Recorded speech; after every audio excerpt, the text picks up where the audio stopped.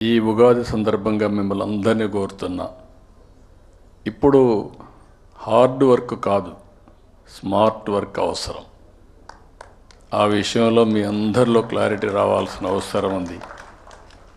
Technology యుగంలో ఉన్నాం. ఒకప్పుడు హైటెక్ సిటీ కట్టాను, ఐటీని ప్రమోట్ చేశాను. ఇన్ఫర్మేషన్ టెక్నాలజీ తెలిసేది కాదు చాలామందికి.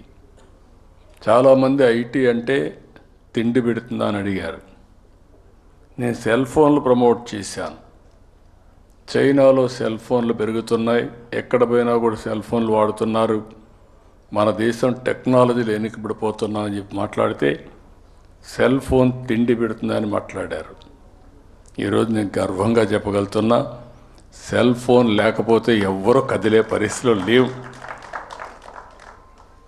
ఆ స్టేజ్కి వచ్చేసాం. అంటే దీంట్లో కూడా ఒకటి గుర్తుపెట్టుకోవాలి, సెల్ ఫోన్ వ్యసనం అయితే మీకు సమస్య ఉంటుంది. అది కూడా గుర్తుపెట్టుకోండి మీరు.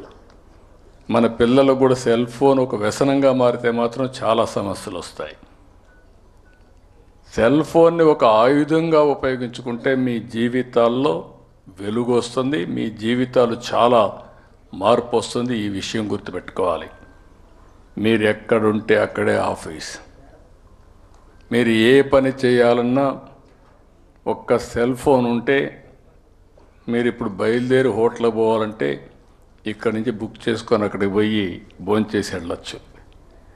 మీ ఇంట్లో ఏసీ వేసుకోవాలంటే ఇంటికి పోయే లోపల ఏ టెంపరేచర్ కావాలో ఆ టెంపరేచర్ పెట్టుకునే పరిస్థితికి వస్తున్నారు. ఇక్కడ నాతో మాట్లాడుతూ లైవ్ తీసి మీ ఇంటికి పంపిస్తున్నారు. అదే మరిగా మీ ఆఫీస్ వర్క్ కూడా ఏదైనా కానీ ఇన్స్ట్రక్షన్స్ ఇవ్వాలంటే సెల్ ఫోన్లోనే ఇన్స్ట్రక్షన్స్ ఇచ్చే పరిస్థితికి వస్తున్నారు. అంటే వర్చువల్ ఫిజికల్ వర్క్ చేసే పరిస్థితికి వచ్చేసాం. అందుకే మీరు చూస్తే వాట్సాప్ గవర్నెన్స్ తీసుకొచ్చాం.